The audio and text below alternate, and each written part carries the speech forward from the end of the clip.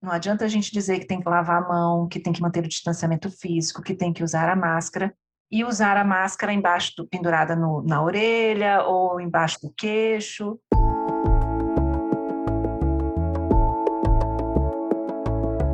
Olá, sejam bem-vindos e bem-vindas ao podcast O Som da Saúde, um projeto de extensão realizado por alunos e professores da Universidade Federal do Maranhão, a UFMA, com o objetivo de discutir a saúde de forma fácil e descontraída. Meu nome é Juliana e no episódio de hoje nós vamos falar sobre os aspectos da Covid-19 na infância e adolescência. Esse é um assunto que desperta muitas dúvidas e ainda é pouco compreendido pela maioria das pessoas. E justamente por isso nós convidamos para falar sobre esse assunto a professora Mônica Elinor Alves Gama, que é médica pediatra com atuação na área de doenças infecciosas e professora de pediatria da UFMA. A professora Mônica possui graduação em medicina pela Universidade Federal do Maranhão, residência médica em pediatria pelo SUS de São Paulo e doutorado em medicina pela Universidade de São Paulo. Olá, professora Mônica, seja bem-vinda ao nosso podcast e, em nome da nossa equipe, eu gostaria de agradecer muito sua participação. Olá, meninos, que bom, é uma iniciativa muito importante. Esse momento cheio de dúvidas, todo mundo pensando muito o que fazer, como se ajudar, e vocês têm essa iniciativa bem legal. Obrigada pelo convite. Nós que agradecemos pela sua participação, professora, e com certeza é muito importante a gente falar sobre esse tema agora, porque é um assunto que a gente não escuta falar muito a respeito.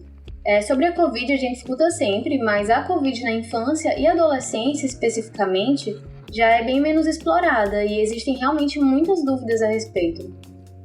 Então vamos começar com as perguntas que nós trouxemos hoje, e nossa primeira dúvida é com relação à vacinação de crianças e adolescentes.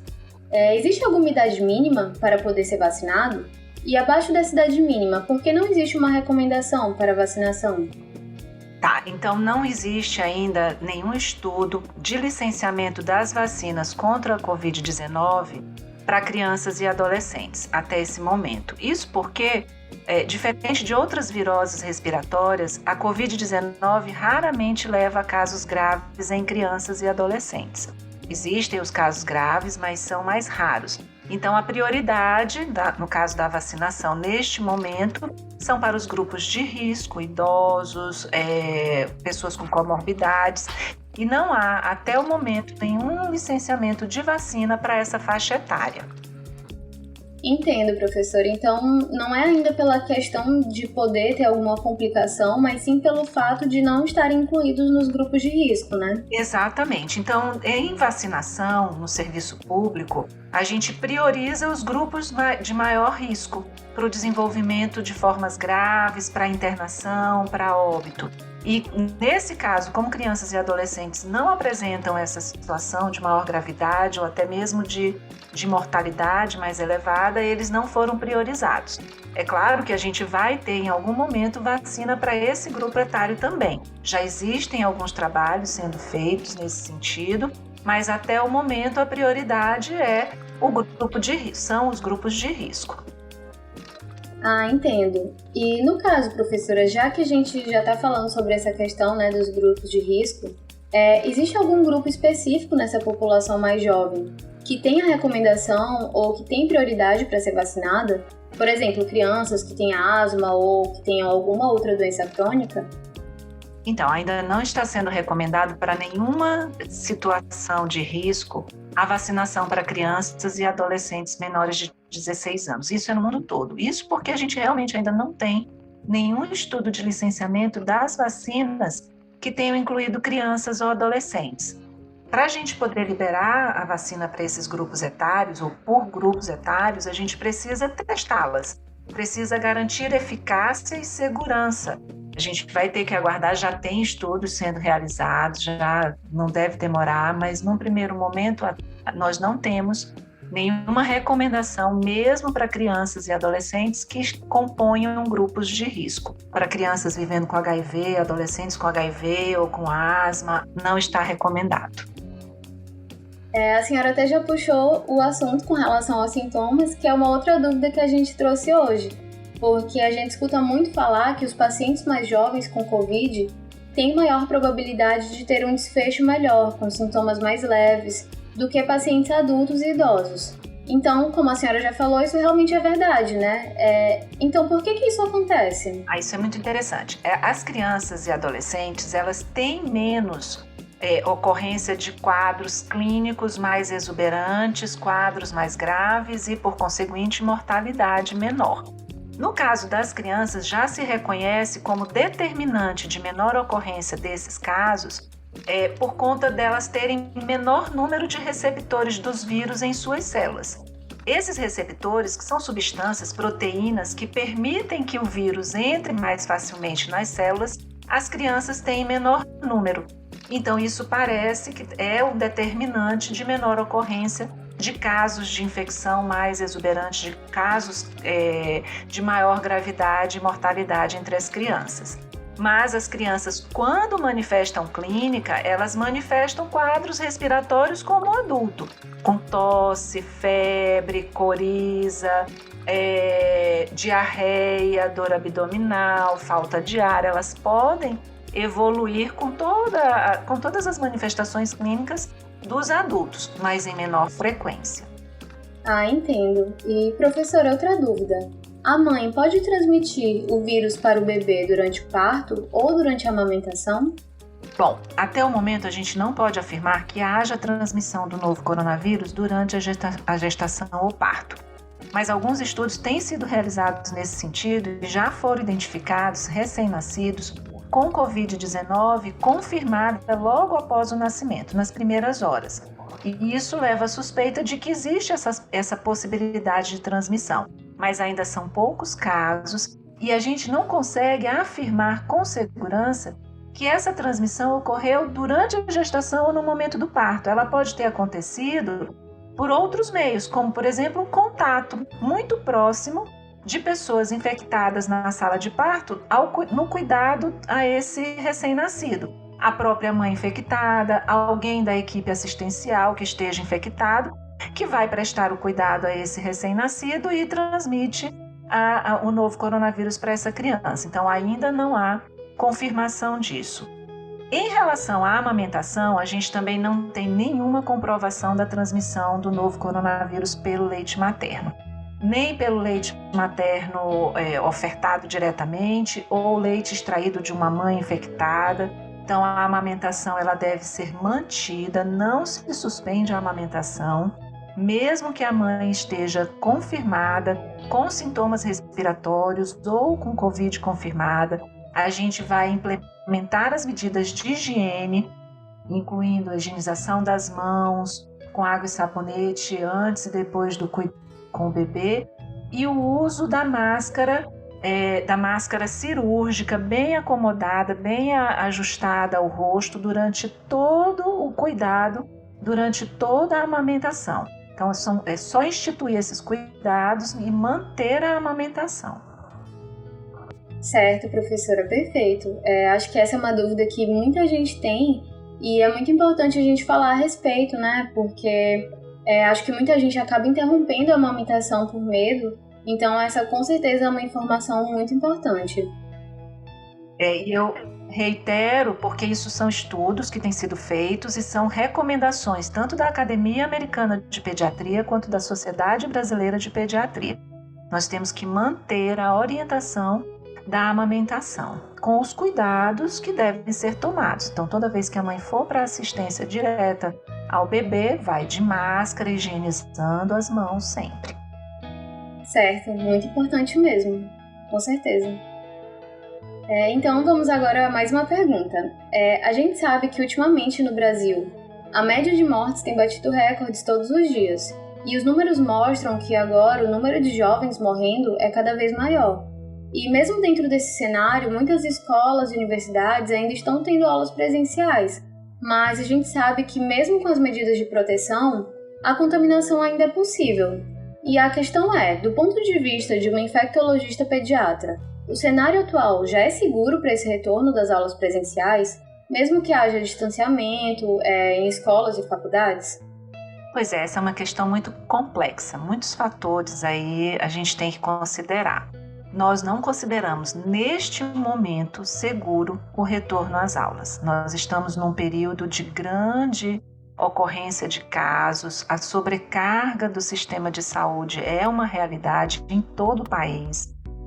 A gente tem oscilado aqui, a gente já vê uma queda aqui no estado do Maranhão por conta de medidas que foram tomadas recentemente e que a população aderiu, mas a gente ainda está com um cenário muito adverso. Então, eu diria que nesse momento a gente não tem uma segurança para o retorno às aulas. Mas é claro que a gente tem que considerar aspectos que são relevantes quando a gente discute o retorno às aulas, que é a saúde mental e socialização das crianças e adolescentes, a necessidade dos responsáveis trabalharem para o seu sustento diário e terem que contar com esse turno ou os 2 turnos das crianças em escolas, mas também, principalmente, a capacidade da escola em manter as medidas de precaução.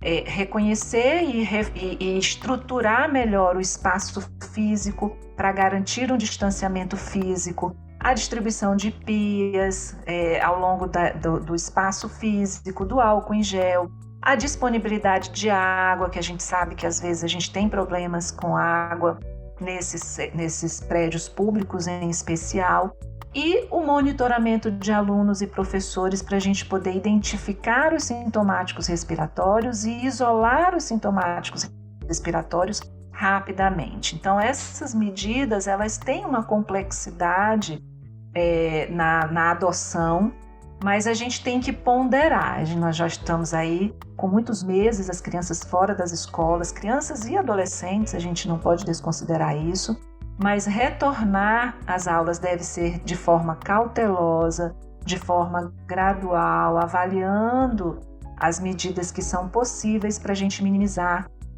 a transmissão maior nesses ambientes escolares. Sim, certamente, professora. Acho que são muitos fatores envolvidos e é importante que tudo seja feito com muita cautela, então. Certo, então, continuando, a gente tem mais uma dúvida com relação a medidas de prevenção na infância. A partir de que idade os pais devem começar a incentivar as crianças a tomarem as medidas de prevenção necessárias? E como incentivar para que elas sigam essas recomendações? Então, a partir de 2 anos, a criança ela já entende, já obedece bem às regras e aos comandos dos pais. Mas mesmo os mais novos, menores de 2 anos, a gente já pode começar a fazer orientação e treinar de forma lúdica. Então, tudo para a criança, principalmente as crianças menores de 5 anos, a gente tem que buscar brincadeiras e treiná-los, né? Uma outra coisa fundamental quando a gente está no processo de orientação das crianças é dar o exemplo. Então, não adianta a gente dizer que tem que lavar a mão, que tem que manter o distanciamento físico, que tem que usar a máscara, e usar a máscara pendurada na orelha, ou embaixo do queixo, ou ficar sem máscara. Então, a gente precisa treinar de forma lúdica e dar o exemplo. Sentar com a criança, mostrar para ela como faz, coloca, tira, treinar várias vezes com brincadeiras, botar na boneca, botar no ursinho, deixar a criança colocar na gente, deixar a gente colocar na criança, para que ela vá se acostumando com isso. E as crianças se adaptam às regras, desde que isso seja bem orientado e de que isso vire uma rotina. Quando sair de casa, colocar a máscara, máscaras limpas na mochila para fazer as trocas durante o período que estiver fora de casa. A máscara só não é recomendada para crianças abaixo de 2 anos pela Sociedade Brasileira de Pediatria, e em alguns poucos casos, quando a criança, mesmo acima de 2 anos, tem alguma dificuldade de adaptação, se ela tem algum problema respiratório, neurológico ou incapacitante, aí a gente avalia e pondera para não utilizar. Nossa, com certeza, as crianças têm uma capacidade de adaptação muito grande. Eu, por exemplo, tenho uma sobrinha de 2 anos e meio e ela já sabe que se for sair de casa, precisa sair de máscara e ela coloca sem reclamar. E quando a gente pergunta para ela por que precisa sair de máscara, ela diz que é por causa do vírus. Exato. Isso é muito interessante, seu exemplo é importantíssimo e é isso que a gente vê. E o exemplo, né? Não adianta a gente estabelecer uma regra para a criança se a gente não der o exemplo. É igual escovar dente. Se a gente escova dente todo dia direitinho, usa fio dental, a criança vai imitar a gente vai aceitar o comando, vai aceitar a regra e incorporar como hábito. Exatamente, então temos que dar o exemplo sempre. Então, professora, acho que é isso. Essa foi a nossa última pergunta. Mais uma vez, muito obrigada pela sua participação e por suas contribuições, que foram muito importantes. E se a senhora quiser deixar mais algum recado, pode ficar à vontade. Eu queria agradecer, achei muito interessante, muito importante essa iniciativa de vocês.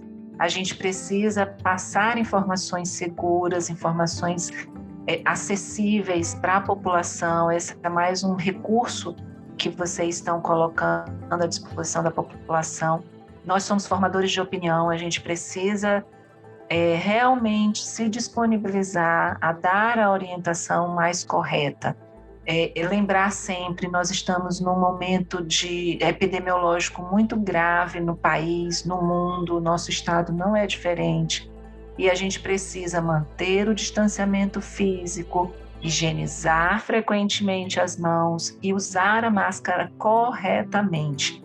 Então, a gente precisa cobrar também do outro. Acho que nesse momento, não só dar o exemplo, mas cobrar que o outro faça o correto. Na hora que o outro não se protege, ele está colocando em risco a gente e todo mundo ao redor dele. Então, esse é um momento mais do que nunca, de solidariedade, de empatia, de respeitar regras e do exercício da cidadania. Então, eu agradeço a oportunidade de vocês terem criado esse espaço, esse momento para a gente falar sobre essa questão tão importante no nosso país agora. Isso mesmo, professora. A gente que agradece, acho que estamos aqui todos exercendo a nossa responsabilidade social, né? Justamente passando adiante essas informações que são tão importantes. Então, por último, a gente também queria deixar aqui mais um recado de grande importância que tem muito a ver com o assunto que a gente está discutindo hoje. Porque nos últimos tempos, com a pandemia e o isolamento social, as crianças estão passando mais tempo em casa e os registros de violência física, sexual e psicológica contra crianças têm aumentado bastante. Por isso, a gente queria deixar aqui o recado que, em caso de violência infantil, denuncie.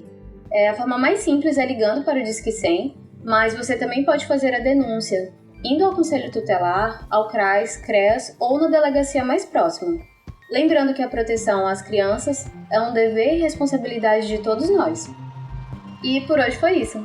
Se você tiver dúvidas ou sugestões, entre em contato conosco através do nosso e-mail, osomdasaude@gmail.com. E é isso. Tchauzinho e até a próxima!